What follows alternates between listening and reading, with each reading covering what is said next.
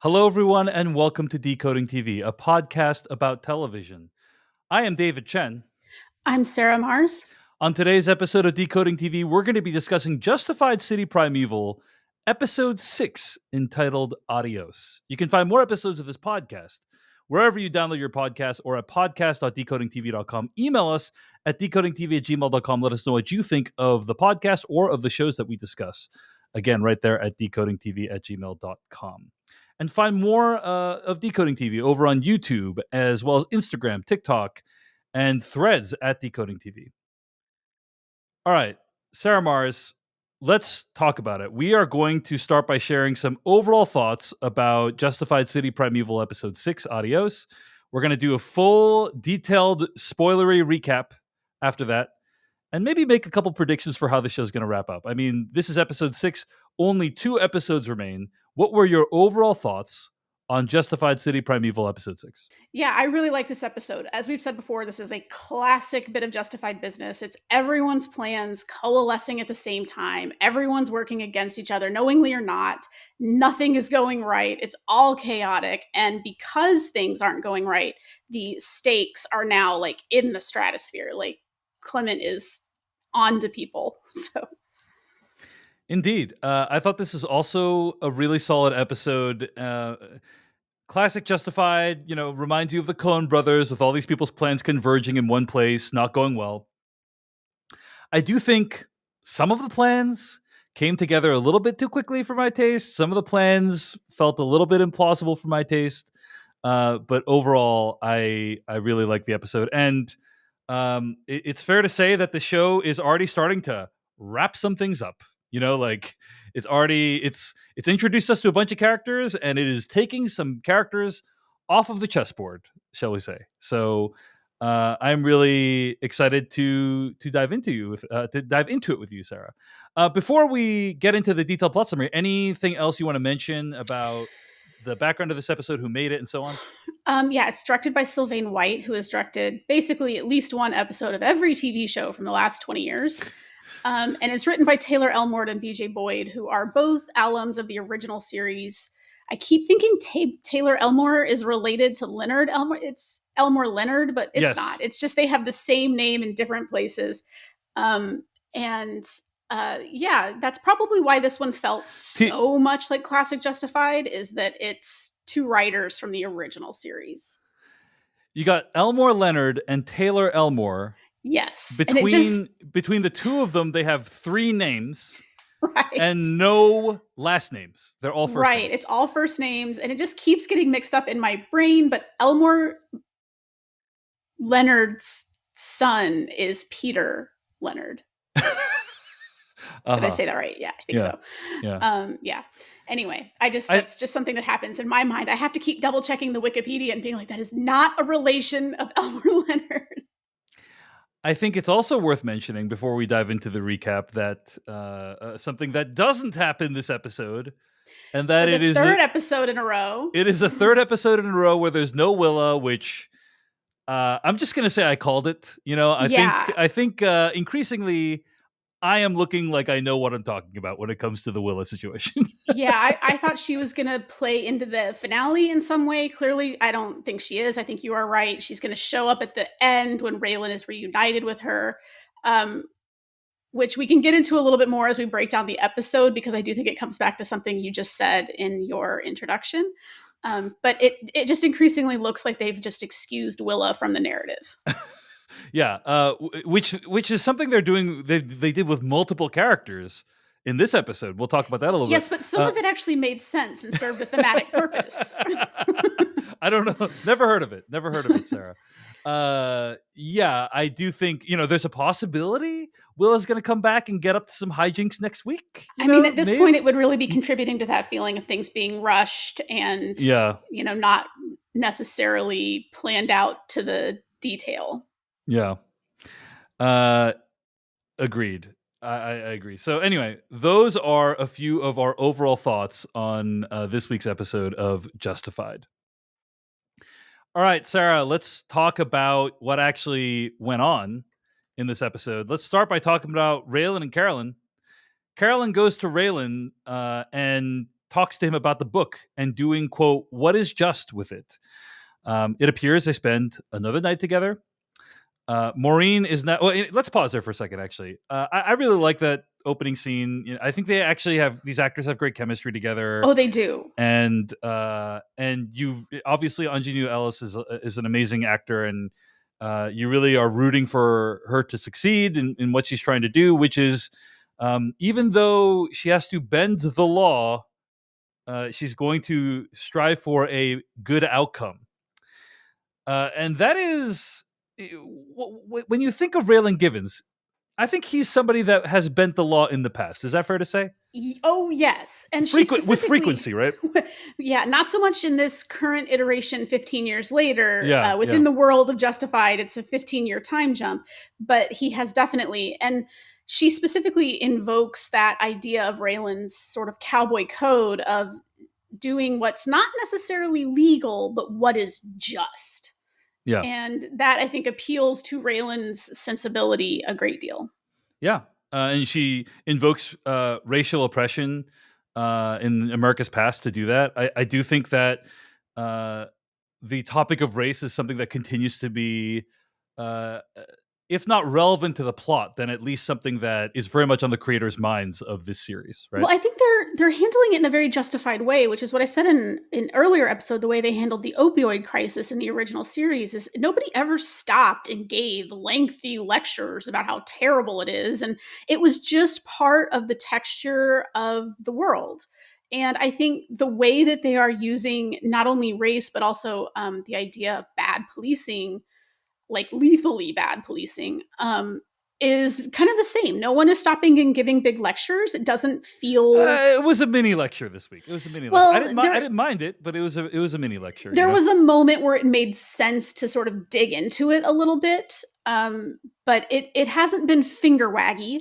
It's not that thing of like we're going to tell you about why this is wrong. They're I kind of agree. just Yeah, assuming people think that it's wrong. and and it's just part of the world. It's part of the world of prosecutors and defense lawyers and police and judges, and it's just another layer of context essentially. I agree. I agree. Anyway, I thought it was worth pointing out. So, Maureen is now running the judge's case for Detroit PD, and Raylan tells her that Mansell and Sweetie are using the book to shake people's down, per Carolyn's info. Raylan proposes a sting using someone from the book fed to him by Carolyn to catch Clement with the book in hand. Maureen and Raylan go to the prosecutor, Diane, who is competing with Carolyn for the judge's bench, to propose their sting to catch Clement. Diane's name is in the judge's book for taking bribes to let cops off for bad shootings. They arrest Clement during the sting, but he didn't have the book on him. Maureen assumes someone tipped him off, and Maureen has to talk Raylan down from going after Clement when he's released. So that's kind of what happens with the Raylan and Carolyn storyline. Now, I found the moment when Maureen realizes that Raylan is sleeping with Carolyn to be a little bit far fetched, but I think you really like that moment, right? Because he starts talking vaguely about we got to do what is right, and then she's like, "You're sleeping with Clement Mansell's lawyer," and I was just like, "What is that?"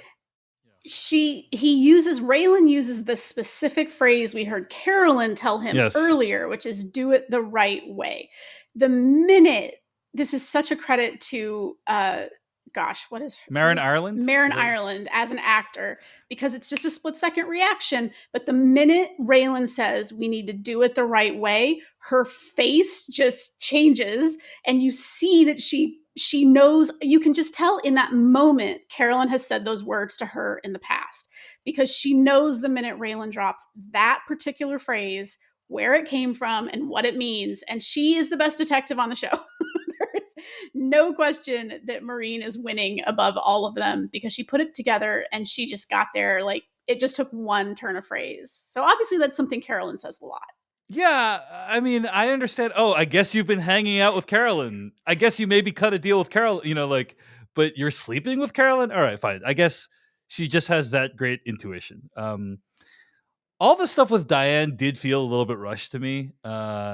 Raylan's really killing a couple birds with one stone, huh? He is taking out, ideally taking out Clement Mansell, but also taking out Carolyn's competition when it comes Yeah. to the judge's bench, right?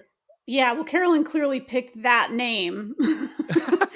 this book that has so many names, and Carolyn picks that one of the person who's, going against her for the judge's bench. So Carolyn is definitely, I wouldn't say Raylan's getting two birds with one stone because he hasn't put that part together yet. Carolyn Right. is getting two birds with one stone, He's which is unwittingly killing two yes, birds with one stone, he right? is part of her plan to both Yeah. eliminate her competition for the judge's bench and get her most problematic client off of her blotter. So it's for her, it's a good plan. It does feel a little rushed, and I just keep picking on Willa. But I truly think at this point she is the weakest element of the show. And when you say this feels rushed, and so we saw Diane, and like I think it was the first episode, she was with Carolyn at the bar when Willa ordered the stupid sparkler drink for Yeah. Carolyn. Yeah. That was Diane with Carolyn at the bar. So, and then we just don't see her again until episode 5. It's like the time we gave to Willa, who is contributing nothing. We could have given to Diane. Like, some of this could have been a little bit more paced out, and some of it might just be the way TV is made. They started shooting, they're making changes on the fly. You are starting filming episodes before you have other episodes finished writing. I know with the writer strike, one of the big talking points has been mini rooms and like the idea that writers kind of have to have all the scripts punched out before production starts. I'm not for mini rooms. They are destructive, and I support the writers and the writer's strike. But just the idea of, oh, I don't know, plot it out.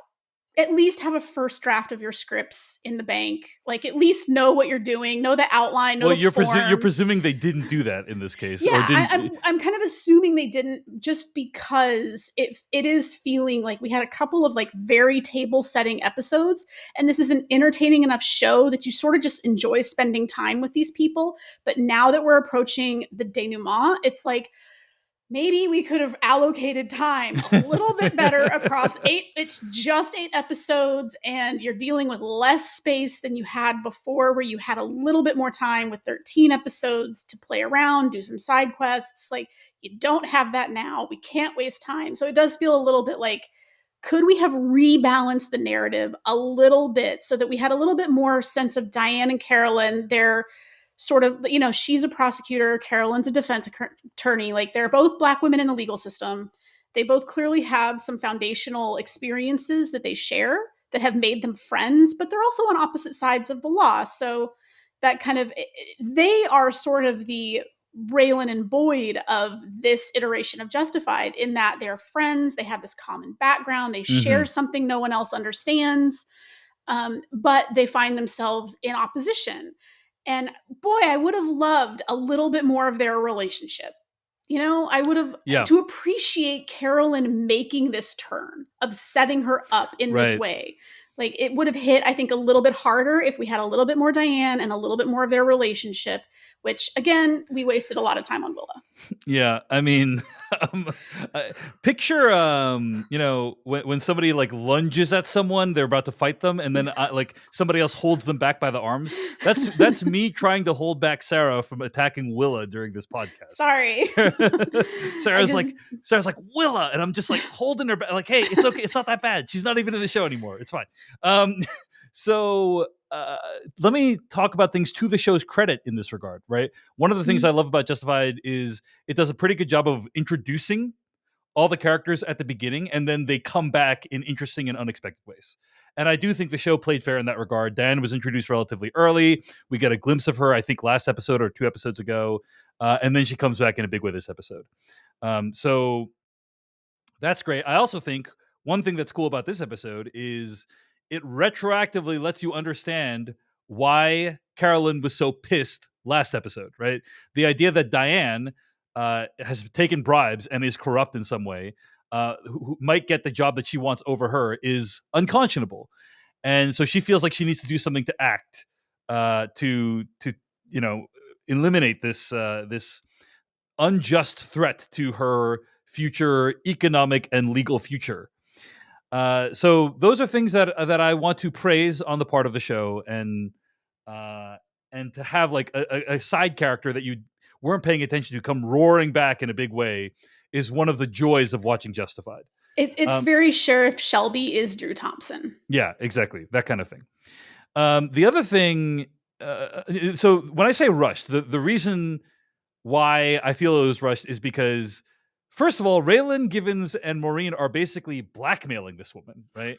Which is kind of commented. It's mentioned, but that is a massive red line to cross. Okay. Mhm. Secondly, she knows by participating in this thing, like the implications are her career is ruined, which is also something that is brought out, or like her career is ruined, comma, but if she participates in this thing, maybe the damage might be somewhat minimized, like she doesn't go to jail or something like that.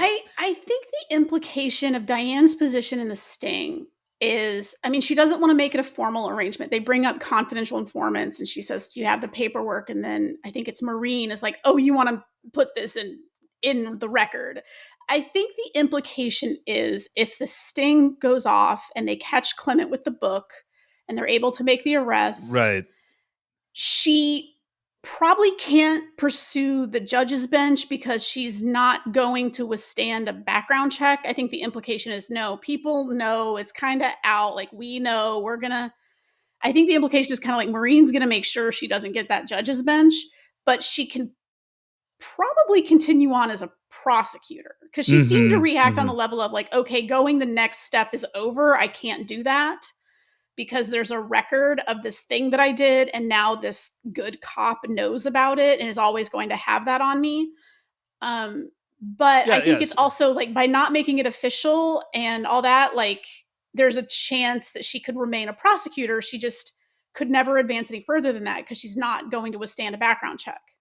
I think that all is true, but the point I was making is just that this is a tectonic shift in the character of Diane's life, Oh and I yeah. felt like there was not enough kind of attention paid to, or it would be like a life altering sequence of events, and I felt like not enough attention or time was paid to that, Yeah. and that's what I mean when I say it was rushed. Um, so yeah, what else do we want to discuss about this plotline? I mean, uh, first of all, they speaking of rushed, the people in this thing, yes, they explained that they put together this thing really quickly and with only a very few people. And also, the whole time I was thinking to myself, "Wow, this is a pretty dangerous situation to put Diane in." But uh, in any case, it feels like pretty rushed. And then the police officers themselves rush to arrest Clement Mansell, which is not something they should have done. Because and honestly, it felt like bad policing to me based on what we've seen in other TV shows. Because you always wait until like the person reveals that they have the actual thing that's going to incriminate them before you arrest them. Do you know what I But mean? they moved because he made a threat. Fair And enough. I think Fair enough. Maureen was reading that as if we don't intervene, this is going to go south. Yeah, Um, and I that's think true. they've all That's true. seen enough of Clement to understand he just does things. Yeah, yeah. So I think she was a little bit on edge of this is going to go wrong. Let's go ahead and move. Yeah, I do think it's worth noting too when they are having a conversation. So Raylan and Clement have a little conversation, and Clement specifically talks about Raylan's gun and his skills with the gun and having a shootout in the streets. And I was like, foreshadowing.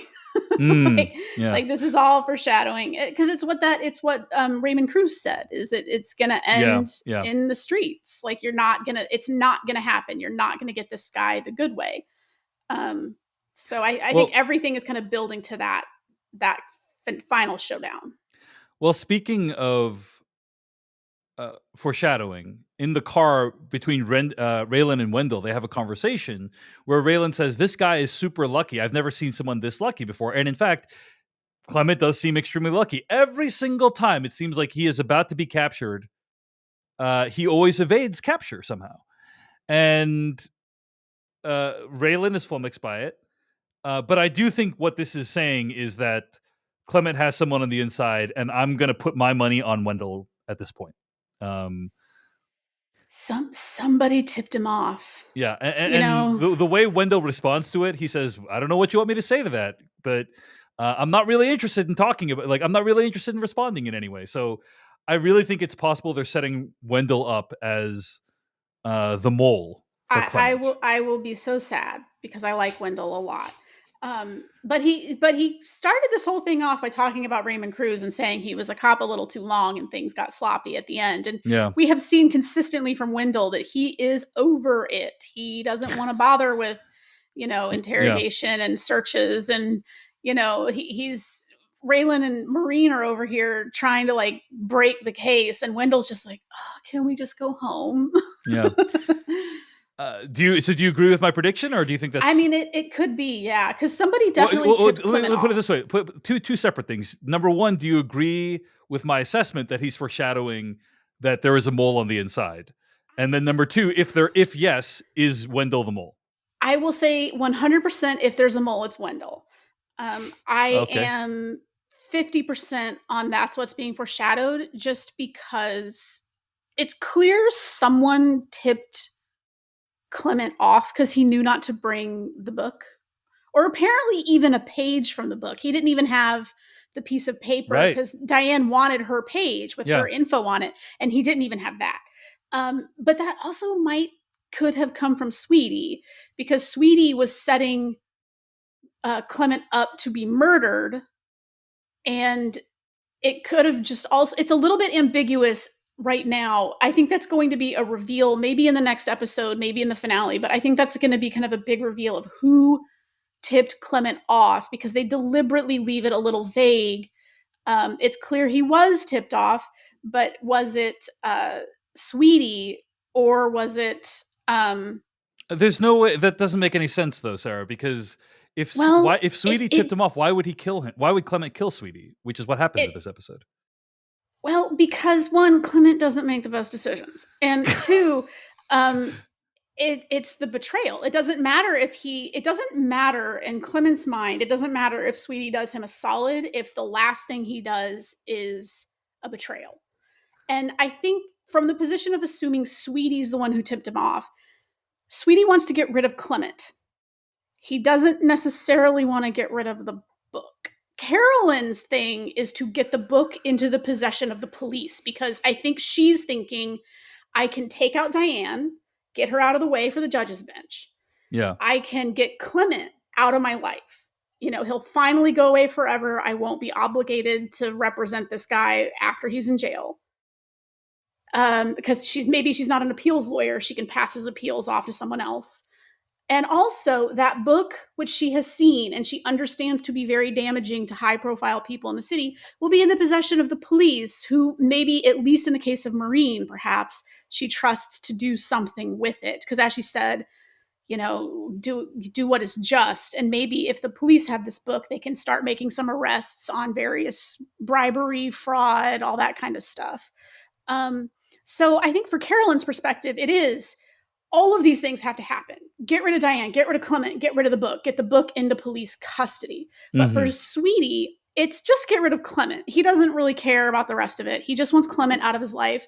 But that book is damn useful. And Sweetie is, he's a player. He's been involved in shady enterprise. He knows that world. He recognizes names in that book. And I don't think Sweetie's above using that for leverage. He just doesn't fucking want Clement around. Yeah. So I don't agree, because I think that what we do see is there's a very cool scene that I really liked, where that we'll talk about, I guess, a little bit more momentarily, where uh, Sweetie's like, "Hey, I gotta go extort someone with a book. Hey, Clement, gotta go extort someone with a book." And then Clement's like, "Whoa, without me?" And then he kind of makes it seem like it's Clement's idea to go and extort someone, right?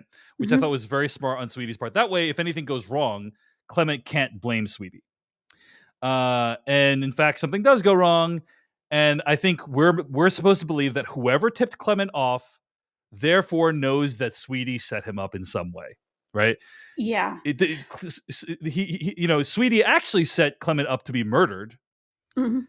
but Clement doesn't know that. Clement just knows that Sweetie set him up in some way. Is my understanding.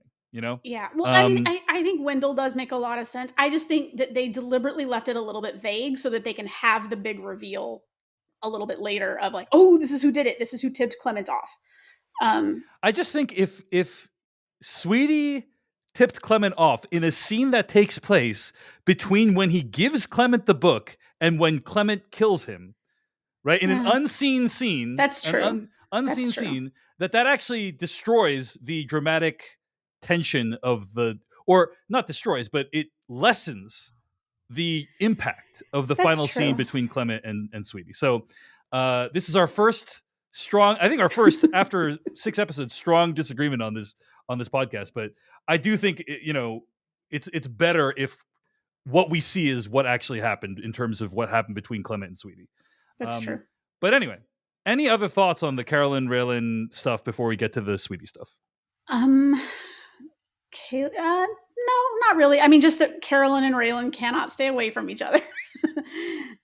Even when they don't really trust each other, even when everything is going to shit, they cannot stay away from each other.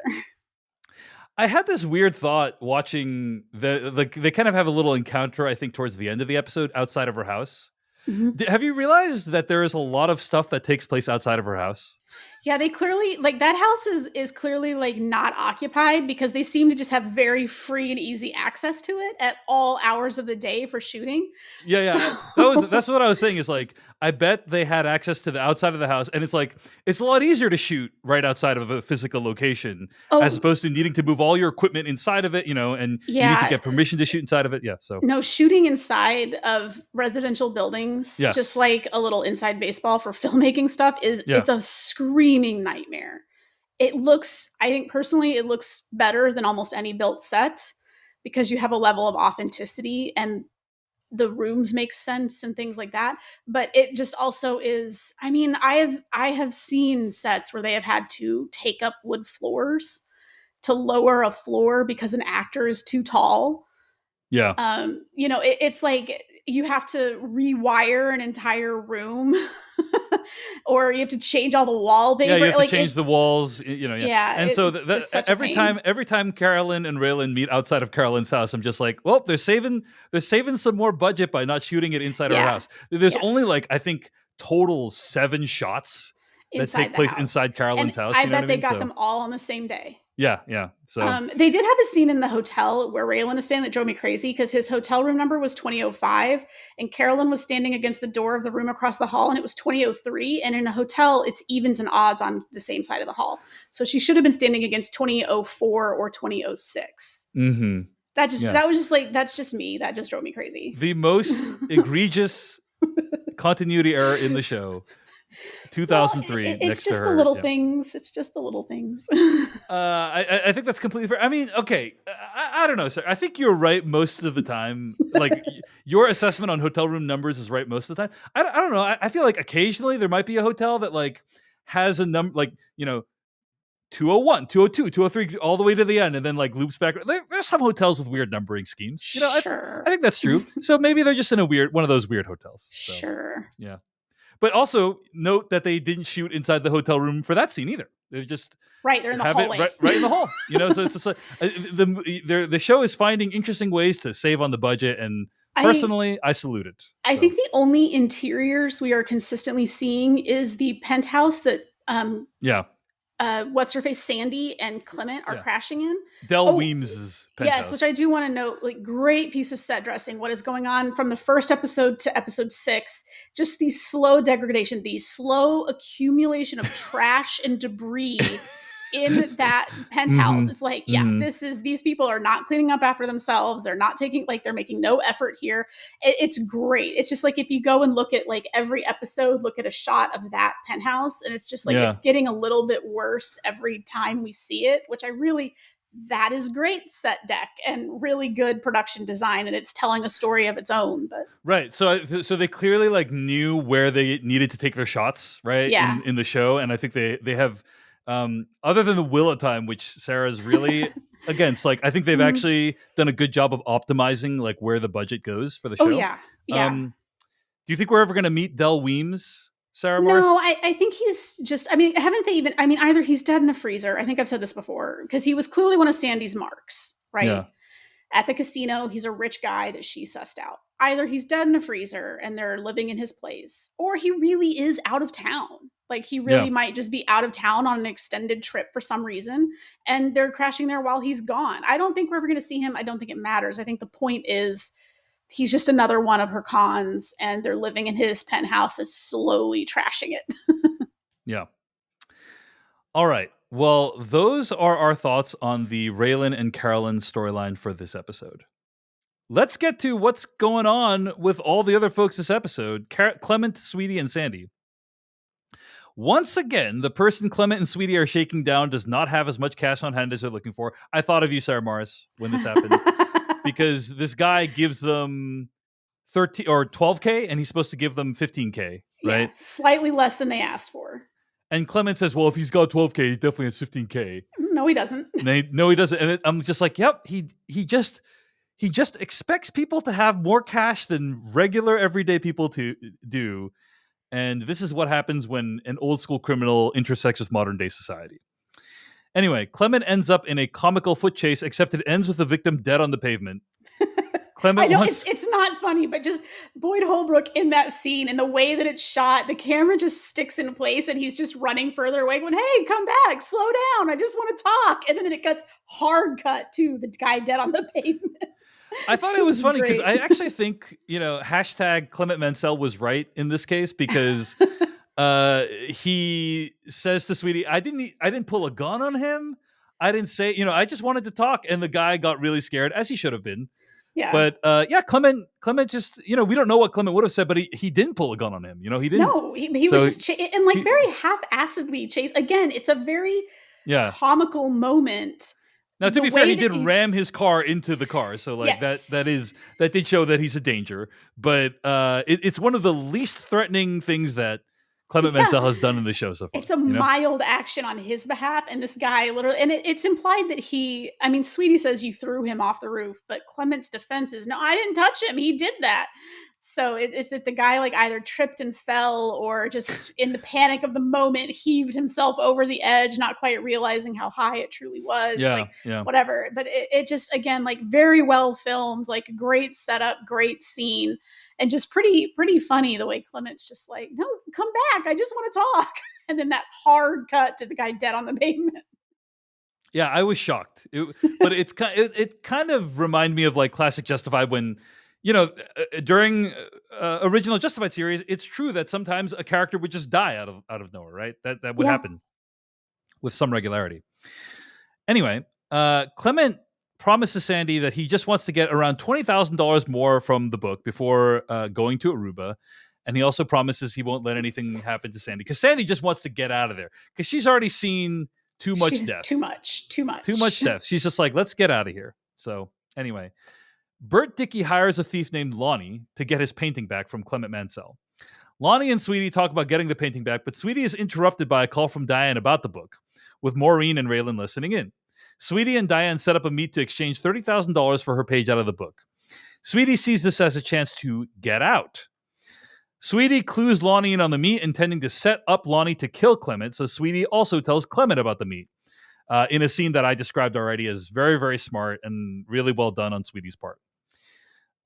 Carolyn and Sweetie's plans are conflicting, and so Sweetie tries to cancel the hit on Clement. After Lonnie goes to talk to Sweetie, after Lonnie goes to talk to Sweetie, but Clement shows up and kills him while Bert Dickey is on the phone. Sweetie checks the jukebox for the gun, but it's gone. Clement kills Sweetie and burns down the bar. So that is what happens this episode. The unfortunate end of Sweetie this episode. Shout out to Vondi Curtis Hall. He's so good in that role and just has such great, like, he's cool and smooth, but you can see him getting tenser and more wound up. And boy, you can just read his dislike of Clement, and such a good performance. Such a good performance. But the minute he said the words, "It's my chance to get out," I'm like, all right, this is the end of Sweetie. Well, it's also just he is a tragic character, right? That becomes entangled with this force of nature, and he cannot extricate himself. Yeah. And that is Sweetie's arc this season. And I think it's appropriately tragic and sad. And the way he goes out is like a boss, My heart goes out to Trinell. Yeah. Who Sweetie's partner, Sweetie's boyfriend. Yeah. So that's a sad one. But yeah, no, that last confrontation, there's a couple great Sweetie Clement moments in this episode. One is the scene you've already mentioned where Sweetie kind of manipulates Clement into going to the meet with Diane, which was brilliant. The way that he like pricks Clement's pride by saying, I don't trust Yes. you, you lose your Right. temper, you're unreliable. And you can just see Clement being like, no, I can do it. Like, I'll show you, I can do Yeah. it. Classic reverse psychology. There does really seem to be a part of Clement that wants Sweetie's approval, that Yeah. cares Yeah. about his opinion, about his criminal enterprises and about his singing. But he genuinely seems to want that from Sweetie. But in the end, what trumps that is his own sense of survival. And nothing is going to get between him and what he wants. And Sweetie puts himself in the way. And no matter how much Clement might like him, at the end of the day, he's not going to tolerate that. And so they do have that final confrontation in the bar. And yeah, he says, close your eyes. And Sweetie is like, no, you're going to do it like this, staring me in the face. And that doesn't slow Clement down, but it was a boss move. Yes. Yes. But also in that scene, Sweetie goes for the gun in the jukebox and it's gone. Yeah. So now that gun is back in play. Yeah, really curious what happened there, But anyway, any predictions as to what might have happened there? I mean, maybe Trinell took it because at one point I think Carolyn said to Trinell, like, you should, like she basically says that's your insurance policy and you should know. I think maybe Trinell took it. I mean, who else could it be? Like the only people it could be are Trinell, maybe Carolyn, maybe Sandy. You know what I mean? I don't think Carolyn would put her own hands on the gun unless it was brought to her in a manner of, I am turning this over to you as an officer of the law. Right. And I don't think she would actually. And the fact that Sweetie thought it was there indicates he didn't do that. Yeah. Right. Yeah. He went for it like he expected that gun to be there. So I think maybe Trinell, after Carolyn kind of warned him, like, this is your insurance policy. You need to do something with that. Did Sandy know the gun was in the jukebox? I don't think so. And you know what? I like Sandy. I don't think she's that bright. But I do have, I'm bailing on the prediction that Willa's coming back because clearly she's not. Maybe again, I'm not even willing to predict. I'm not even willing to predict that Willa is not going to come back. The next time episode. for her to come back was last episode or this episode. Coming back in the penultimate episode, it's too much. But Sandy takes that painting that Clement stole from Bert Dickey. Yeah. She takes that to an art gallery. She gives a total story that the gallerist is like, this is bullshit. I don't believe you. But she's getting the painting appraised. And the painting seems to be of perhaps some value. The artist is fake. I Googled the name. It's not a real person. Stanley Garlick is the name of the artist. Not a real artist. Yep. Yeah, but they keep saying his name like there's something to it. And, again, like Bert Dickey had it in Pride of Place in his office. He pointed it out. He named the artist. It's that thing I said before about the Albanian, which is, boy, shady money all over the art world. And, so it might be something like that. But the painting seems to have some value. Sandy seems to have clocked that. She takes it to get appraised. We don't know what happens from that. We just know that she's taken it to a gallery to have it valued. And then, so Bert Dickey is on the phone when Clement kills Lonnie, which is the thief that he hired to steal a painting back. And he says, it's time to go to the Bahamas.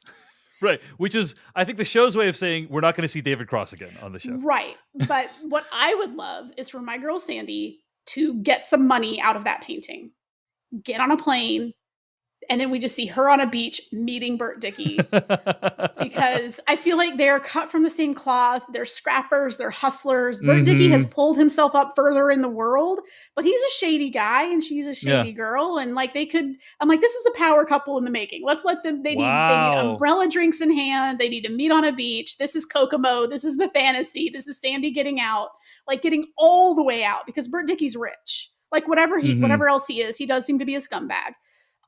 But whatever else it is, he's rich. He's real rich. He's not Clement's crashing in people's penthouses and stealing cars rich. He's really rich. I'm like, Sandy, go get your man. Well, that is a 26-year age difference between David Cross and that would not stop Adelaide Clements. A man like Bert Dickey or a woman like Sandy. That would not stop either of them. In fact, that would make Sandy more attractive because then she'd kind of be a trophy wife. She's a beautiful young woman.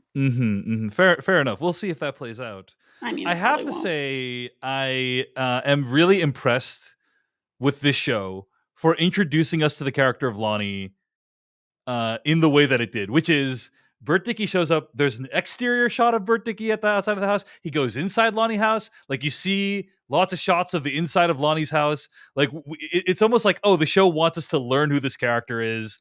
You get a sense of this guy's had bad luck. He did a job for Bert Dickey. It didn't go well.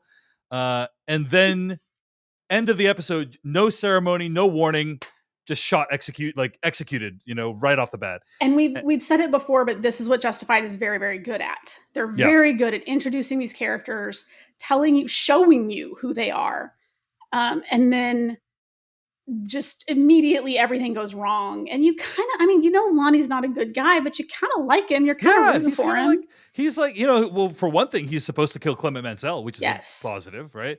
Yeah. And then I really like the scene when he's about to kill Clement Mansell, and you're like, did he get the message? And then you find out he didn't get the message, but it's okay. He's smart, and he sees that Clement's being taken in, and so everything's okay. And I breathed a sigh of relief for Lonnie.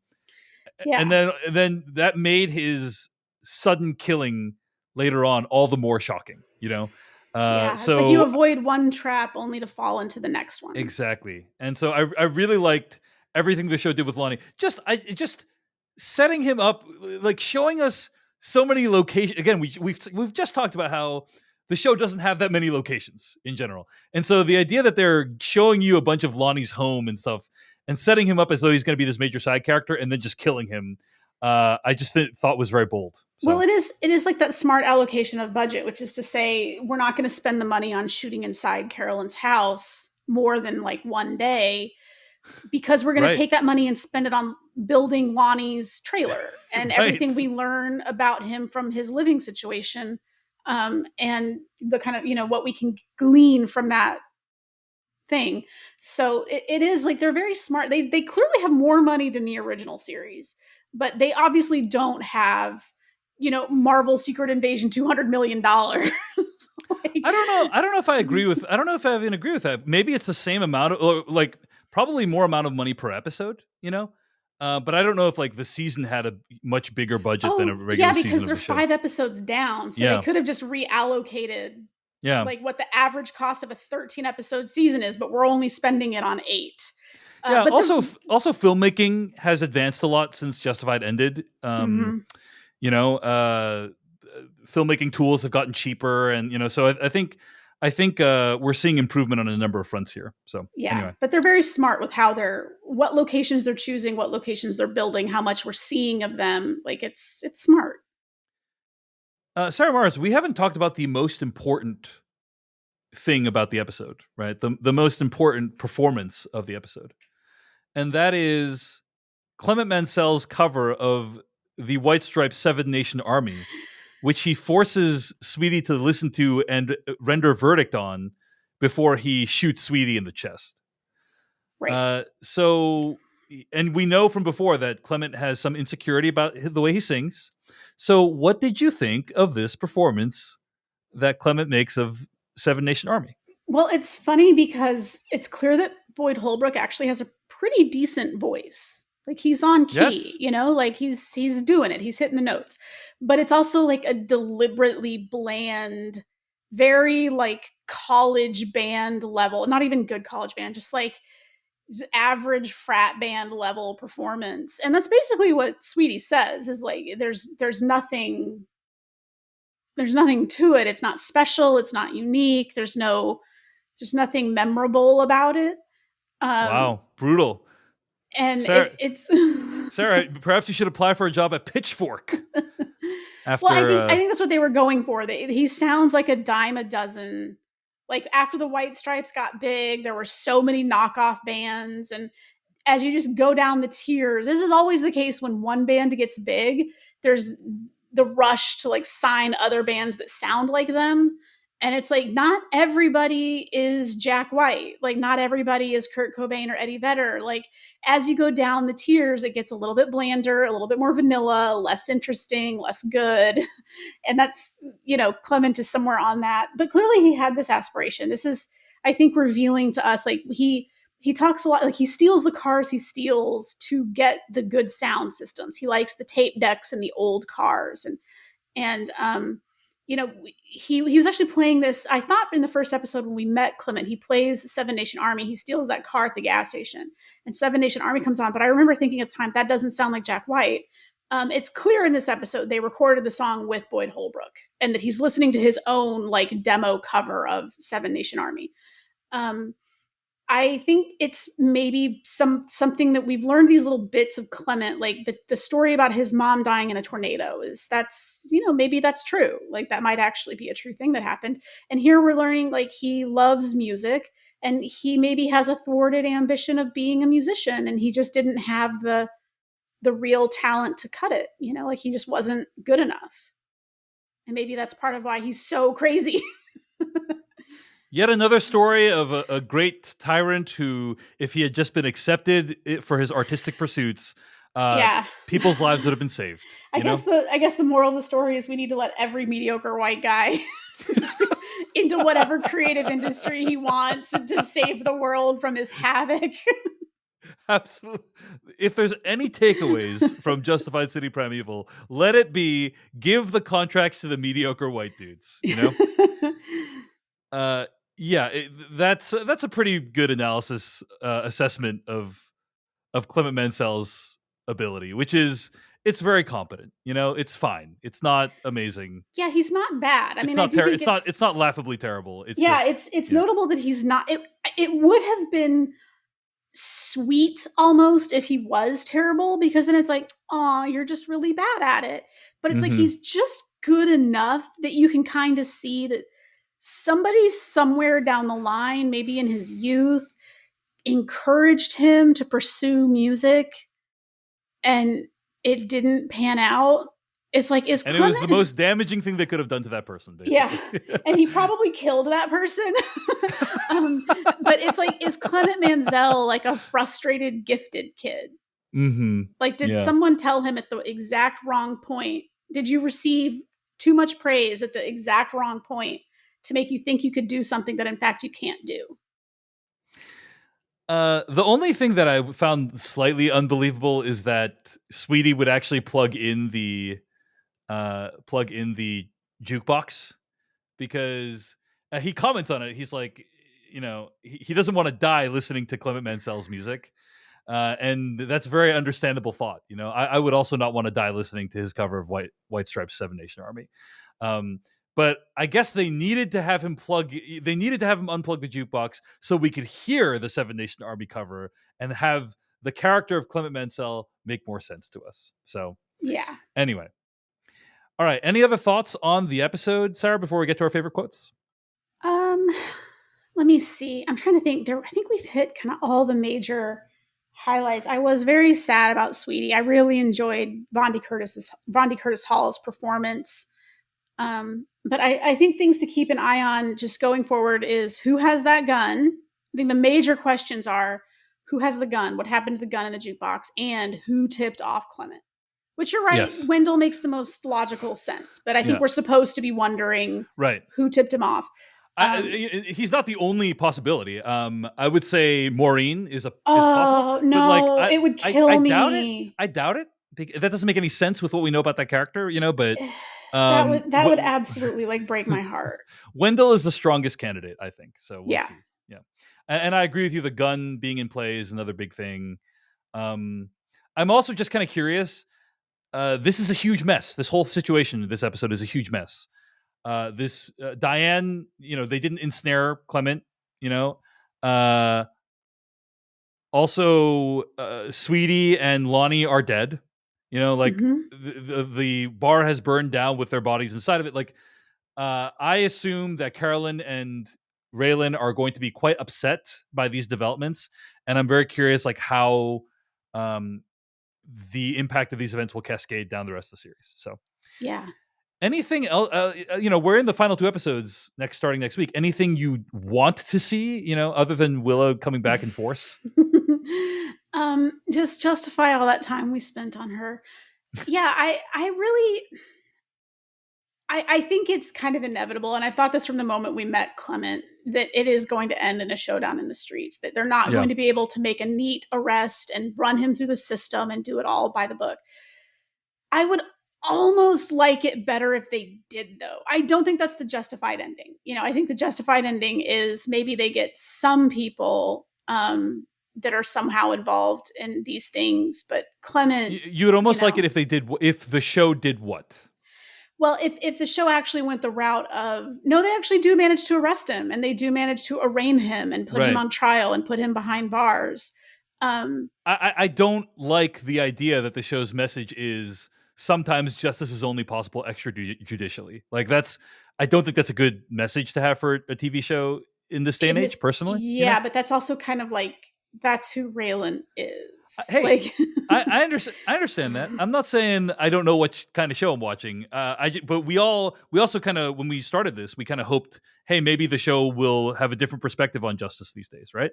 yeah, but there might be a way to thread that needle. I mean, I Yeah, think there yeah, yeah. are ways that they could show that, like, I mean, because they did get Boyd Crowder in the original series. The whole thing culminates. They do get Boyd Crowder. He is sentenced in jail. That all kind of works out the way that it should.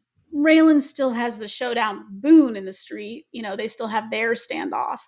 Um, but I don't know. I think it's a kind of a precise thing that they have to sort of, the line that they're skating is very thin between, we don't want the moral of the story to be that sometimes extrajudicial justice works out, and your character's a modern day gunslinger. Eventually he's going to have to sling his gun. There's Yeah. We'll see how the show threads that needle, or if it does. But I'm interested. I'm curious. So that's it. That's what I'm kind of curious to see how it resolves. Is like, will it be able to thread that needle successfully? We'll see. So yeah. lots more ahead. But it's been a pleasure talking about this show with you, Sarah Marrs. Before we get to our favorite quotes, let people know where they can find more of your work on the internet this week. My writing appears on leanygossip.com. You can find my film reviews on Rotten Tomatoes and TV reviews on Rotten Tomatoes under Sarah Marrs. And I'm on various social medias at Cinesnark. And of course, be sure to check out more episodes of this podcast at podcast.decodingtv.com. Email us. Let us know what you thought of the episode and of the podcast at decodingtv@gmail.com. And be sure to check out our coverage of Twisted Metal, which is happening right now on This Week in Streaming on the Decoding TV podcast feed, as well as our YouTube channel. Also, we'll be covering Ahsoka, the new Star Wars series, next week, right here on Decoding TV, in addition to the next episode of Justified. All right, Sarah Marrs, your favorite line from this week's episode? My favorite line came from Diane. She said, I think Carolyn or Raylan said, how's your day? And she said, hell would have spit this day out and called it overcooked. Great line. Great line. Yeah. I like the dialogue that Carolyn and Raylan have at the beginning, where she says, "Can I trust you?" And he says, "In my experience, you got to ask somebody, can you trust them? It likely means you already don't."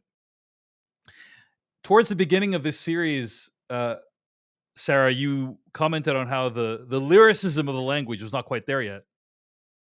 But I think over time it's gotten there. I think over time it's gotten to the level of, oh, that's a great saying, like what I would remember from the original Justified, and I like that we're seeing that come back. So yeah. All right, folks, 2 episodes remain. Thanks so much for listening, and let us know what you think again at decodingtv@gmail.com. Until then, goodbye. Hey everyone, David Chen here. Thank you so much for watching that video from Decoding TV. If you want to get an audio version of the show, all you got to do is go to podcast.decodingtv.com. And if you want to support what we do, get ad-free episodes of the podcast and also bonus episodes of the podcast, go to decodingtv.com and become a paid member. Of course, you can also like and subscribe for more. We appreciate it. Thanks. See you later.